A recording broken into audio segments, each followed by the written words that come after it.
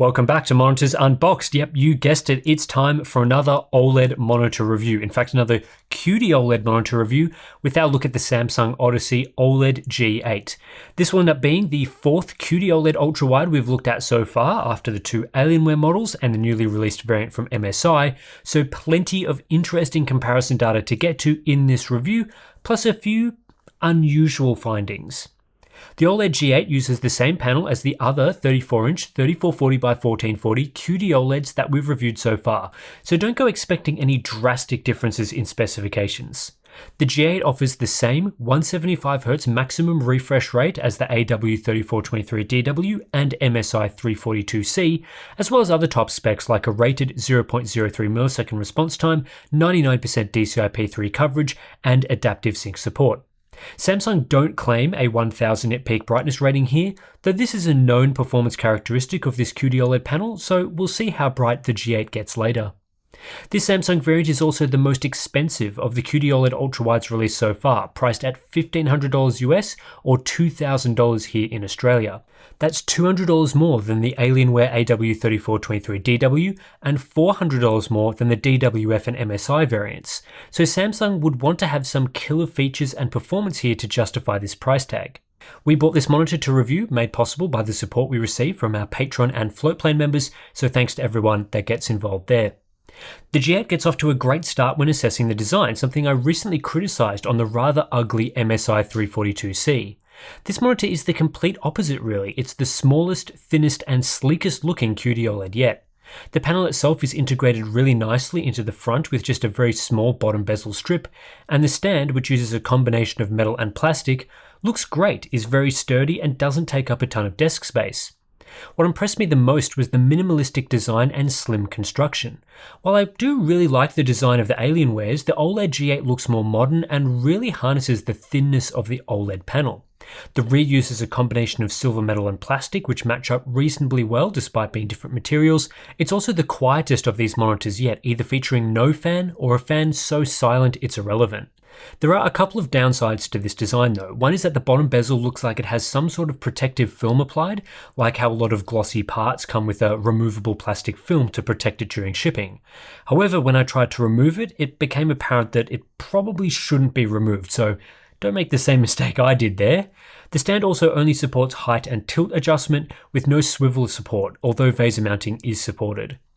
The biggest issue I have with the design is the port choice. For some reason, rather than using standard full-size ports that we've become accustomed to across many monitors, Samsung have opted for mini versions. So this monitor includes one mini display port and one micro HDMI port, plus two USB-C ports, one of which can also act as a display input. The HDMI port is 2.1, so that is good to see. For a lot of people, this probably won't be a big deal. You'll just use the included 1.5 meter long mini display port to full-size DisplayPort cable and plug it straight into your GPU. My issue is that finding high quality mini DP or micro HDMI cables is harder and or more expensive than for normal cables, especially if you need a long cable like 3 or 5 meters. It also means that if you've already bought a good quality DisplayPort cable, you can't use it with the G8 unless you get an adapter which may be of questionable quality. And this is all for really no reason, as the G8 is large enough to fit normal size ports.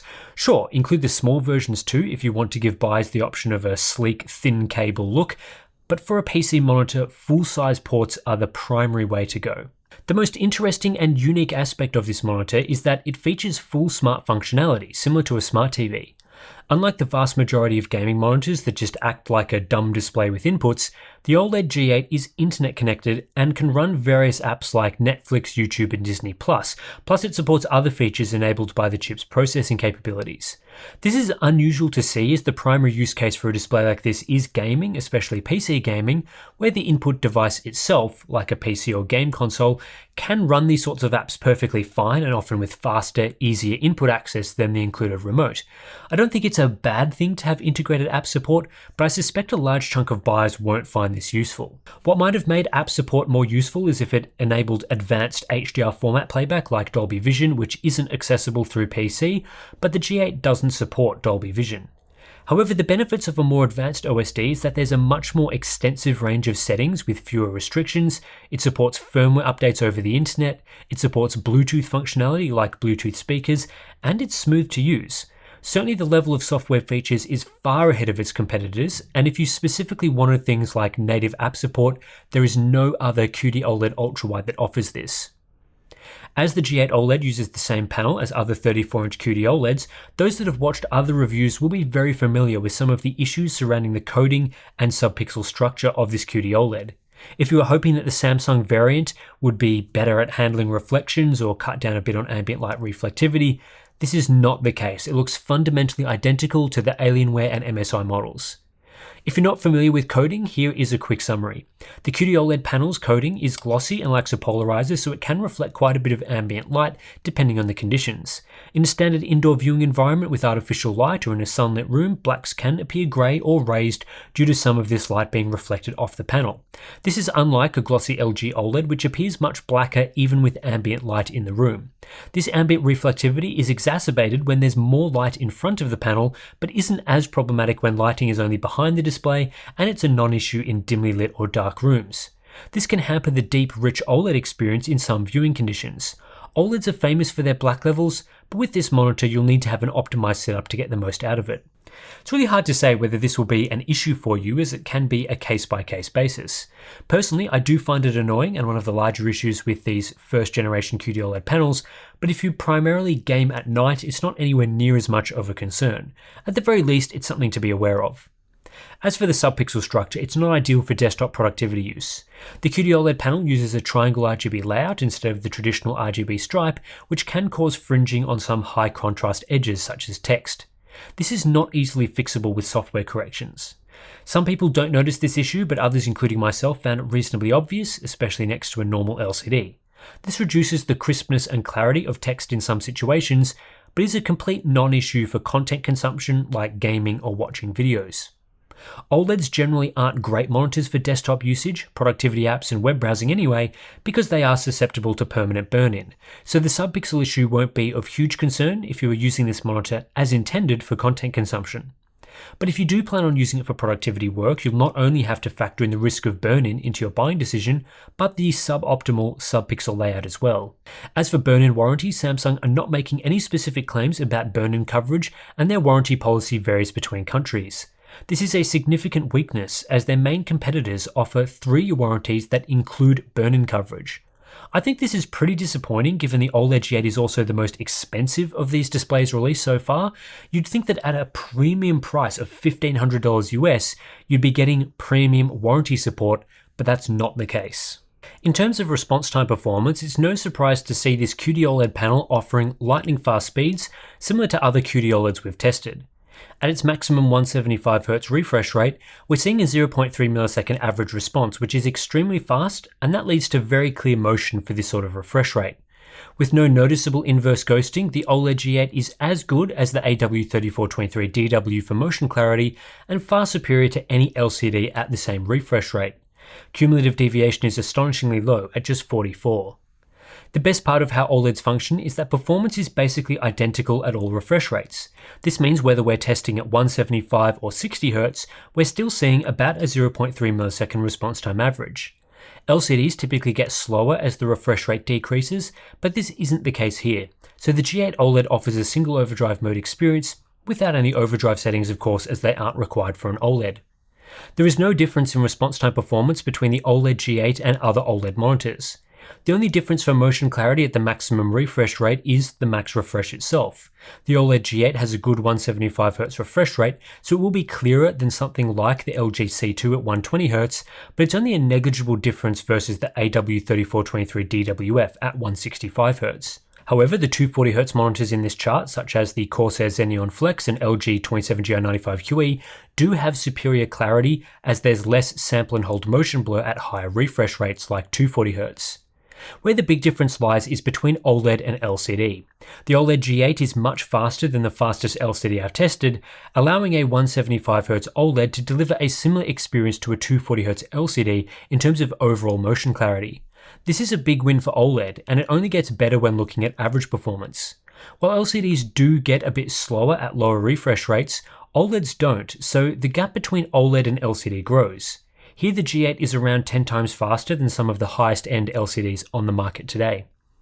It's also good to confirm excellent cumulative deviation results, though no different from most other OLEDs. As expected, this really is the same panel that delivers the same motion performance as other QD-OLED ultrawides.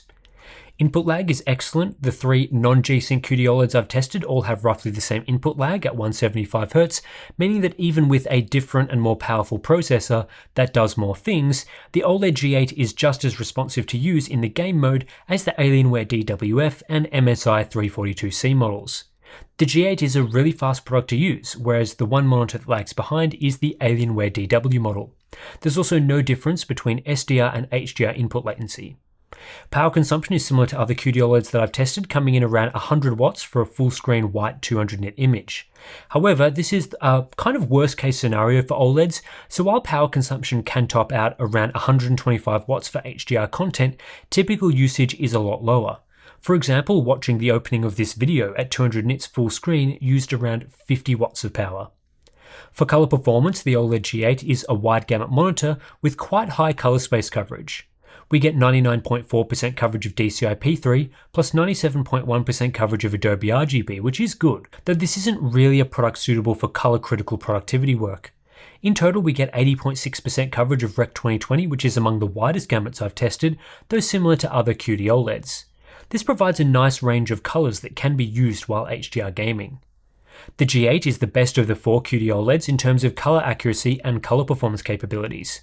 From the factory, my unit had great grayscale performance, above average for a gaming monitor with a Delta E ITP of just 3.6 and excellent white balance. The monitor does ship without a gamut clamp enabled by default, so SDR content like YouTube videos will be oversaturated if you don't adjust any settings, leading to poor Delta E's. When compared to other monitors, the OLED G8 is a class leader for factory grayscale calibration. Color checker is less solid, though similar to other QD OLEDs and many wide gamut gaming displays. What separates the OLED G8 from the pack is its wide range of color controls with few restrictions. There's not really an sRGB mode, for example, but you can change the color space of the monitor via a setting. Switching this to Auto for the SDR mode clamps the gamut to sRGB. With only changing this one setting, we get excellent performance for SDR sRGB content. Grayscale performance is still great, but now the color gamut sticks to sRGB. We get no oversaturation, and Delta E's are very good at below 5 for a Delta E ITP and color checker. This result is as good as what we see from the Alienware AW3423DWF's sRGB mode, and better than the other options. But the G8 has a further trick up its sleeve, which is that none of the other color settings are restricted when the color space is set to auto. This means we can adjust white balance using the 2-point white balance controls and use all the other settings. A few small tweaks can further improve performance and basically negate the need for a software calibration. It's just so easy to switch between the sRGB and wide gamut modes. People who want a color accurate experience will love this, and it even supports Samsung's phone app-based calibration method. The only reason you'd want to calibrate the display further is for wide gamut work. Delta E's can't really be improved for sRGB through CalMan, but for P3 I got a small improvement. It's probably not worth doing, I'd just stick to a few OSD adjustments and call it a day. Maximum brightness in the SDR mode is identical to other QD OLEDs. There is no automatic brightness limiter or ABL enabled, so brightness in this mode will not change depending on window size, which leads to a great, consistent experience for desktop apps. However, peak brightness is below average at just 243 nits. With that said, I find 200 nits sufficient for indoor desktop use. It's only in brighter environments where this may not be enough. Also, I should note there is a setting in the OSD called peak brightness. In the SDR mode, I'd recommend keeping this off, which is the default experience and leads to 240 nits of brightness. If you set it to the high setting, you'll gain an extra 15 nits or so, but it totally destroys gamma performance, which isn't worth it for such a small gain to brightness. However, for HDR usage, I'd recommend setting it to high. Minimum brightness was weaker than expected at 68 nits, a bit of a surprise considering the other options can push down to below 30 nits. Contrast is outstanding though, as like with other OLEDs, this monitor is capable of switching off pixels to show black, leading to 0 black levels and an effectively infinite contrast ratio. Viewing angles are outstanding from QD OLED panels, so you won't have any issues with color shifting or tint when viewed from off angles. The only concern here would be the curve reducing the visibility of the entire screen, though 1800R is good for gaming at this sort of size and aspect ratio. Uniformity was great as well, continuing a trend of these QD OLED panels delivering a nice and consistent experience. One of the major selling points to getting an OLED display is for HDR performance, which is leagues ahead of the majority of LCD monitors that advertise HDR functionality.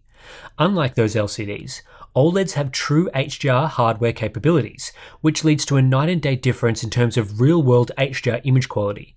Seriously, the difference is so vast between an OLED for HDR and a Display HDR 400 LCD monitor for HDR that you'd think the LCD monitor was completely broken.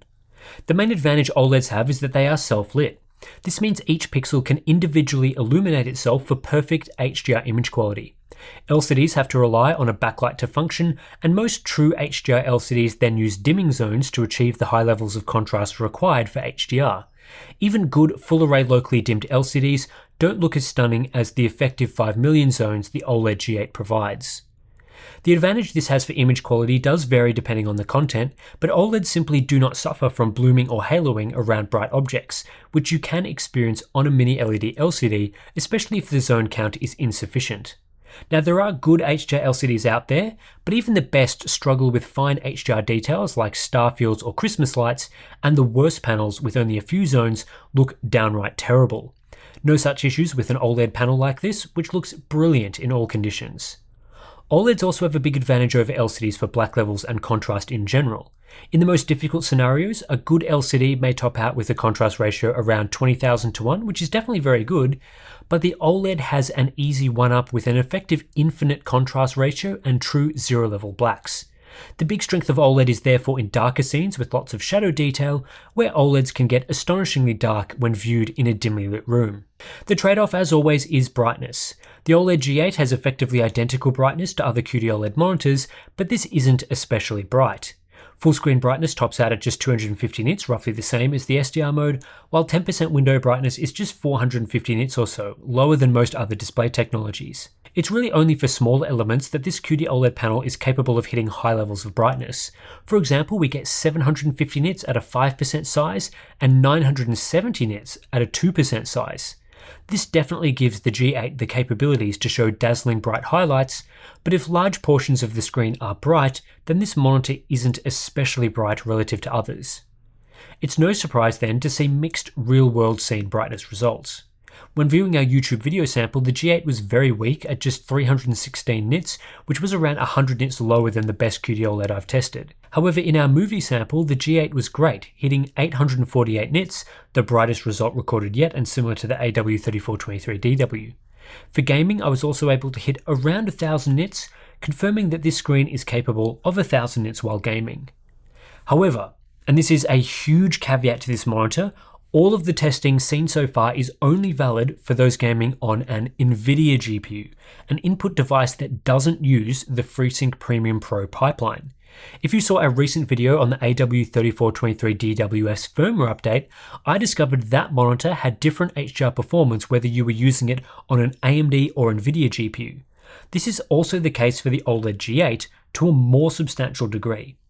On an Nvidia GPU, using the advanced HDR 10 Plus gaming setting and setting peak brightness to high, I was routinely able to hit 1000 nits for small window sizes like 2%. Accuracy here was good, though as we moved to larger window sizes, especially 25% or so, the roll-off characteristics got worse and less accurate. Still, on an Nvidia GPU, 1000 nits is achievable and EOTF accuracy is great, as good as the AW3423DW. On an AMD GPU, using the exact same settings, and indeed any setting combination that I tried, the absolute maximum brightness I could achieve was around 450 nits, even at a 2% window size. There shouldn't be any difference here, but there is.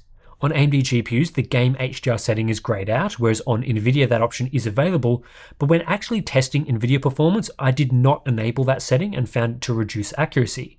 Clearly this display is tuned differently depending on what sort of HDR pipeline is being used, and for whatever reason 1000 nit performance is restricted on AMD GPUs. Bizarre given that this is not a G-Sync product, it's actually only branded as AMD FreeSync. AMD owners do have an advantage in that HDR accuracy is a lot better at larger window sizes like 25%, but without 1000 nit capabilities it's very hard to recommend. If you have an AMD GPU, one of the other QD OLEDs will be a better choice. What isn't super accurate on either brand is HDR color accuracy. In general, this monitor is oversaturated in the HDR mode despite having a wide color gamut. This can be corrected though by switching color space to auto and reducing the color setting to around 18. On my unit, this significantly improved HDR color accuracy, and for Nvidia GPU owners, this was a really great experience. Final section of this review is the Hub Essentials checklist. Samsung performs excellently here, sailing through the first two sections with no issues, including an sRGB mode with no limitations and proper factory calibration. They do advertise 0.03 millisecond response times, which isn't accurate for this product and inflates the difference between the best LCDs and OLEDs, but motion performance is great, so this isn't a significant issue. The OLED G8 also does support backlight strobing, however it's only limited to 60Hz and at a 16:9 aspect ratio, so it's practically unusable and not worth mentioning. This is a true HDR product with no issues found in its HDR performance specifications. However, it does use a triangle RGB subpixel layout, is at risk of permanent burn-in, and has weird performance with AMD GPUs. Luckily, firmware updates are supported, so there is some hope that AMD performance problems can be resolved. The Samsung Odyssey OLED G8 is the most interesting of the QD OLED releases I've seen after the initial launch of the Alienware AW3423DW. Samsung have made a definite effort to make the G8 stand out from the crowd, including unique features that are only found on this monitor. Its overall performance is also very attractive, giving us the same fantastic HDR gaming experience we've seen from its competitors. Like other QD OLEDs, the big strengths here lie with motion performance and HDR. At 175Hz and with response times in the 0.3 millisecond range, this is a fast, clear display for gaming with few if any artifacts. The speed on offer here is equivalent to a 240Hz LCD, proving once again that OLED is the better technology on the market today for motion. It's not the fastest OLED we have, but I think most people will be delighted with how the OLED G8 games. HDR performance is also very solid when run in the right conditions, delivering equivalent performance to other QD OLEDs. This means deep zero-level blacks, per pixel local dimming, which leads to no blooming or haloing, excellent shadow quality, and decent peak brightness in the 1000 nit range. Brightness isn't a huge strength of this monitor, especially for desktop SDR usage, but it's sufficient for HDR and partners well with its excellent black levels. HDR accuracy is also quite good, and it can achieve 1000 nits without sacrificing midtones. I was also impressed with the factory calibration of the OLED G8 and its color settings. There's few limitations here, there's a great sRGB mode, and little needs to be tweaked out of the box. This is the most accurate QD OLED ultrawide yet and the easiest to configure. However, it's not especially well suited to productivity work due to its non-standard subpixel layout, which affects text clarity, and its risk of permanent burn-in with no burn-in warranty. The most unique feature to this monitor is its Smart TV functionality, which might be useful to some buyers, but I don't think is especially compelling for PC gamers. Dolby Vision support really would have added to the package, but I don't think smart functions are a negative either, as it enables the excellent color features and supports firmware updates over the internet. I was also quite impressed with the design. It's sleek and slim, which looks great, plus it's silent during operation. The biggest drawback to the OLED G8 is that it's not a good monitor for AMD GPU owners, as 1000 nits is not achievable through that HDR pipeline for whatever reason. This is a non-issue if you have an Nvidia GPU, but it's concerning to see a few monitors now where performance and settings do not behave the same on different GPUs. This is not at all what I think buyers would expect, so it really needs to be tightened up such that all HDR input devices get to access the full brightness capabilities accurately. Aside from this, there are the usual concerns over the poor screen coding with this QD OLED panel, plus the annoyance of only using mini versions of all the display inputs.